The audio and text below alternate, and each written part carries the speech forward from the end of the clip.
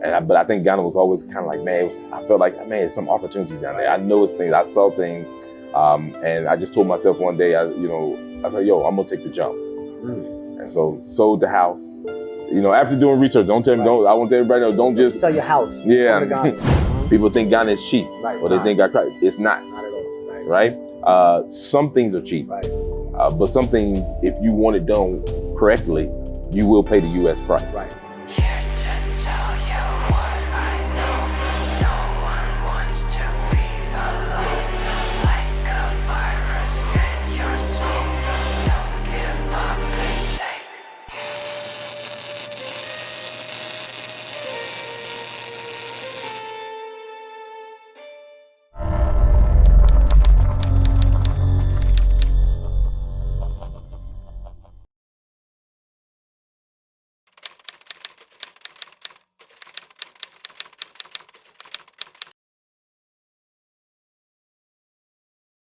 All right, check it. We at ANC Corner.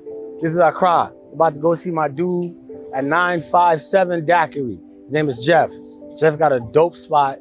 He has a daiquiri spot. He sells food and everything too. So about to go check him out and see what's up. All right, come on, let's go.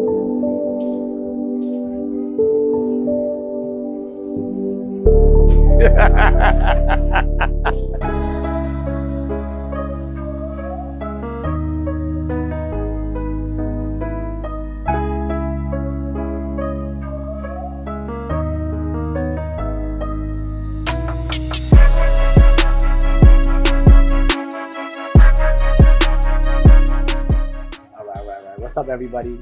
I'm out here, as you can see. I never actually got the full. I always call it a daiquiri bar. Yeah. What is the name? It's called 957 Daiquiri Bar. 957 Daiquiri Bar. Yes. All right, I'm here with my guy Jeff. Yeah. Jeff is a diasporan. Yes. I'm gonna let Jeff tell his story. Yeah. But I met Jeff in December, and he was telling me about his bar. Everybody's coming to his bar. I'm like, man, this daiquiri must be good.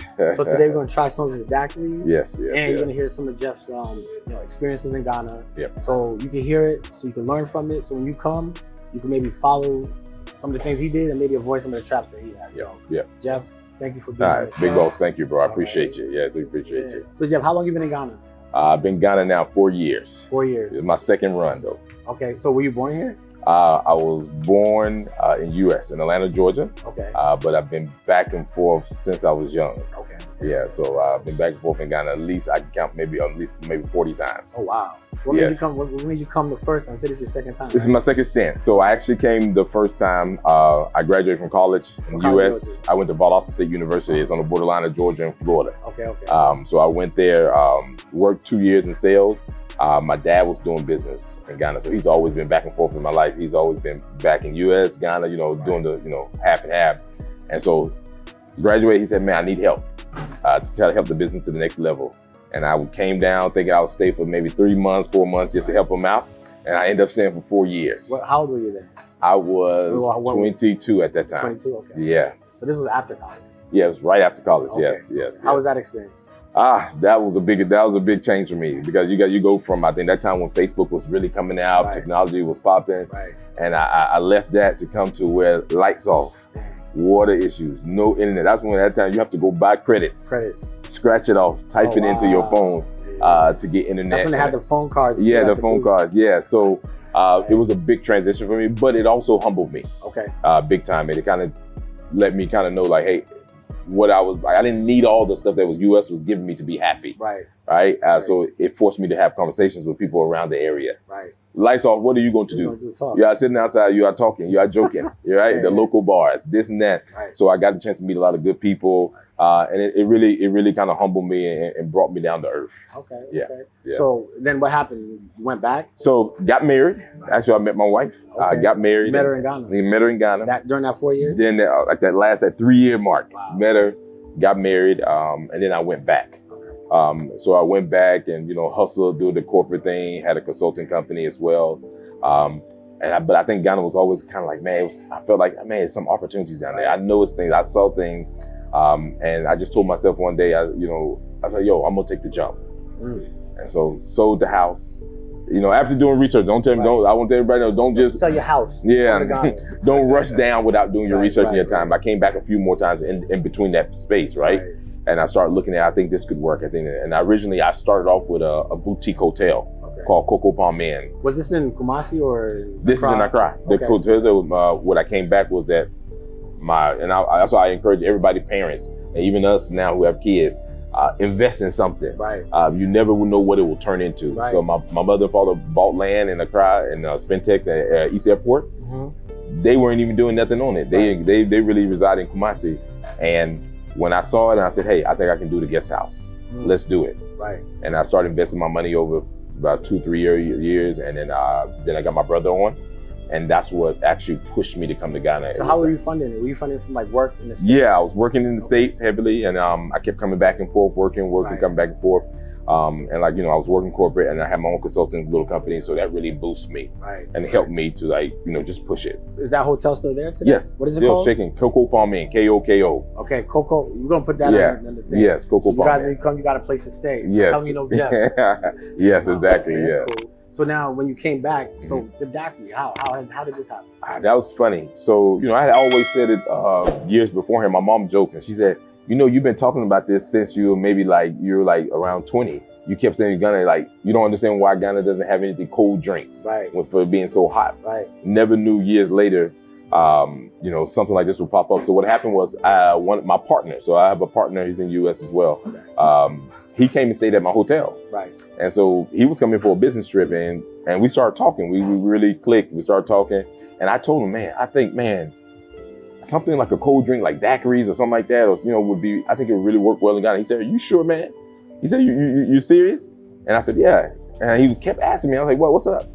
Not only he owned the DAIQIRI bar in Louisiana. Oh, wow. You didn't know that? Never knew. Wow. Just talking and he was like, "Are you serious?" And I told him after that, I was like, "Hey, we either gonna do it together or I'm gonna do it myself." Right. Called him 6 months later, and I said, "Hey, I think I'm ready. Are you ready?" And he flew down in 2 weeks. Right. We signed paperwork, and then that's how 957 began. What does 957 mean? It was actually 1957, and we kind of wanted to tie in Ghana, but some other places called 1957, so we said, hey, let's do 957 and let the daiquiri mug be kind of like almost a one as a little joke and everything like that. So that's where you see the daiquiri mug on the side. That's kind of saying 957, but we took a 957 daiquiri bar. Okay. So coming down to build, what were some of the challenges you faced? I would say when you leave, when you're not here, that's the challenge. So basically, don't try to build anything if you're not going to be here. If you're not going to be here for a certain amount of time, right? And I would say, position your project to say, I'm here for 6 months. This is what I'm going to get done in 6 months. After that, I'll stop. Right. Because I lost a lot of money originally. People telling me, oh yeah, I've done it. I bought it. Oh, I bought this particular item. Like I say, hey, I bought a BM, but you really bought a Kia. Not to say nothing wrong with Kia, but I paid for BM money, right? BMW money. So I think basically, you not being here, you didn't have someone you could trust here that would really do the things they said they were going to do. They're going to do, yeah. So, okay, so I hear from a lot of diasporans that when they come and they try to start a business, their issues really come from the locals, dealing with the locals. Did you have some of those issues, or you? Yeah, I think that's who is here, right? That's who you're dealing with, and I think you have to do your research too and everything. I think at times we jump we're so excited about the opportunity, and we don't do the due diligence. Right. And hey, man, it's just like in the U.S., man. If you're a sucker, somebody gonna lick it, right? Somebody, yeah. I like that one. Yeah. So I think in whether U.S. anywhere, you have to do your due diligence. You have to do the research. You have to understand what the cost is on the market. Go out there for yourself. Don't just trust in one particular person to do everything for you, right? And so I think after getting screwed the first time, I said, hey, no. I'll go with you to buy everything. First time? Like you send money? I was sending money. They said they were buying this, and I would come back and I'm like, yo, this is not what I said. This is not, and I will look, and I will have to go back and look at the receipts. I'm like, yo, this is not what we agreed on. Right. And so after that, I started figuring out, okay, Jeff, you go to the markets yourself. You go understand what the costs are. They go up and down a little bit, but understand the situation a little bit better. So now, even if I'm away and somebody tells me, I tell my guy, go buy this for me, and he tells me a price, hey, boss. Right. Me, I have connections to those places too. I've taken numbers. Right. Make I call them now. Right. I want to confirm. Right. Now you see, they say, oh, okay, let me make sure. Right. But I've done my research. I've had my connections on the back end as well, not just depending on one person. Right. Yeah. So basically, your advice would be informed, well informed. Well informed. Mm-hmm. and make connections in those areas that you know you're going to be buying stuff from. Right. Don't leave it to one person. Like, know the place yourself. Right, right. So they have to come down. They can't just No. sit in America or in the US, I'm in the US or Yeah. Europe and be like, oh, well, it's getting done. No, and it may get done, Mhm. but it's going to get done at twice the price. Right, okay. Yeah. So what are the pros about coming to Ghana and starting your own spot? I Why do think you like this here? Ghana, I think it's like an open field, man. It's so many opportunities that you can try out. That, you know, we've both been in the U.S. Right. Certain things that we've been accustomed to in the U.S., man, they just now getting in Ghana, and it's crazy. Right. You like, Right. you know, even I joke with people. I was like, yo, you know how I've been going through automatic car washes since I was 7 years old. Right. We ain't got one here in Ghana, right? So y'all hear that? If you want to start a car wash, this is the spot to do it.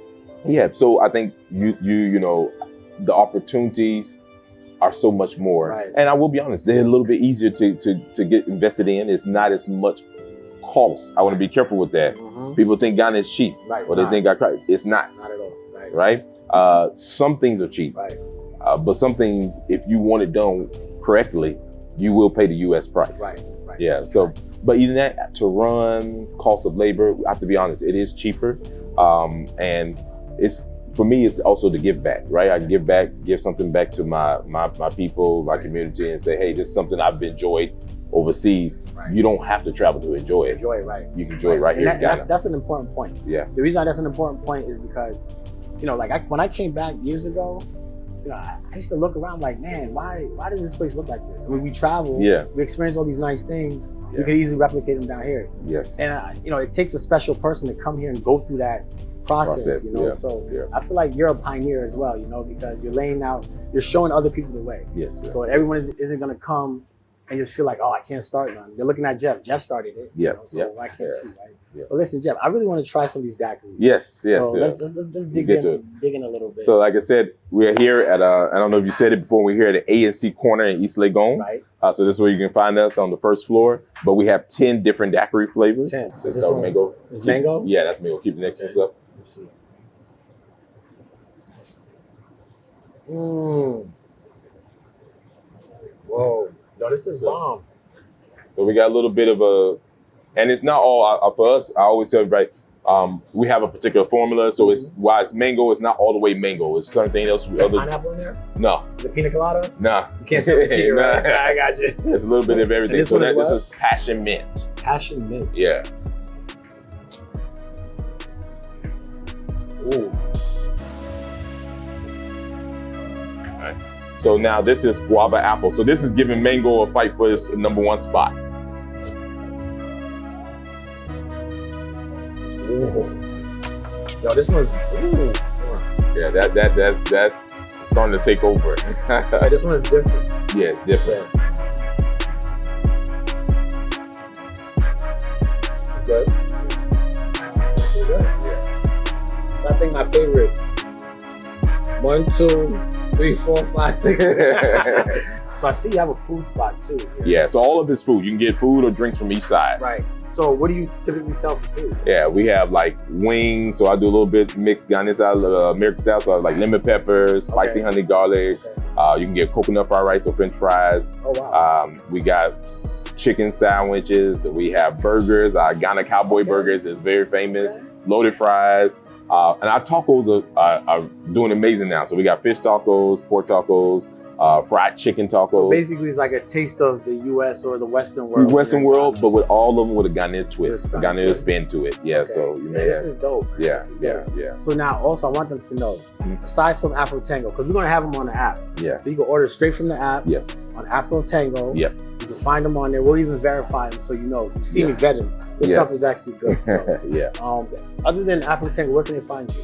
They can Yeah. find me on, I'm on Instagram, so 957 Daiquiri GH. Okay. We have our website as well, so you can check us out, 957 Daiquiri Bar, and check us out on there.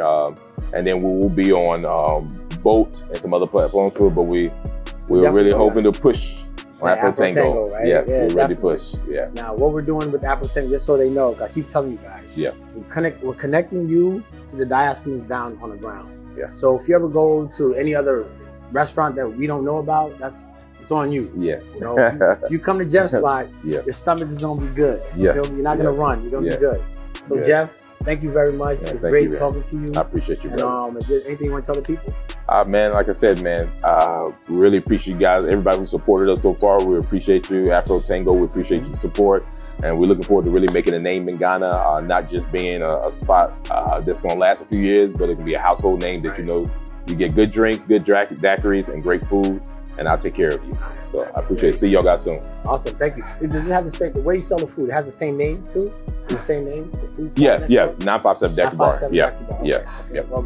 Well, Jeff, thank you very much. Yeah, thank you, It was bro. great. And I'm going to finish all these drinks. Yeah, please do, bro. Please do. I won't be driving, so I'm good. All right, Hey, you're good. going to help me with this, right? Yeah.